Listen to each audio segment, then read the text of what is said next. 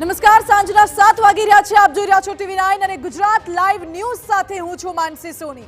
વાત સૌથી પહેલા વરસાદની કરવી છે, કારણ કે તાપી જિલ્લાના વાતાવરણમાં અચાનક પલટો આવી ગયો છે। વ્યારા શહેરમાં પવન સાથે ફરી વરસાદનું આગમન થયું છે। કોલેજ રોડ અને બજાર વિસ્તારમાં વરસાદ શરૂ થઈ ગયો। જિલ્લાના કેટલાક વિસ્તારમાં વરસાદી ઝાપટા પડવાના શરૂ થઈ ગયા છે। આ દ્રશ્યો સામે આવી રહ્યા છે તાપીના વ્યારા શહેરના, જ્યાં કેટલાક વિસ્તારોમાં વરસાદની શરૂઆત થઈ ગઈ। કોલેજ રોડ, બજાર વિસ્તાર સહિતના વિસ્તારોમાં ધીમી ધારે વરસાદનું આગમન।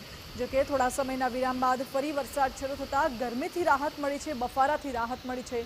સ્થાનિકોએ રાહતનો શ્વાસ લીધો છે। મહત્વનું છે કે તાપીનું વાતાવરણ બદલાયું છે, ધુમ્મસભર્યું વાતાવરણ છવાયેલું છે। કેટલાક વિસ્તારમાં ધીમી ધારે, કેટલાક વિસ્તારમાં ધોધમાર વરસાદ વરસ્યો।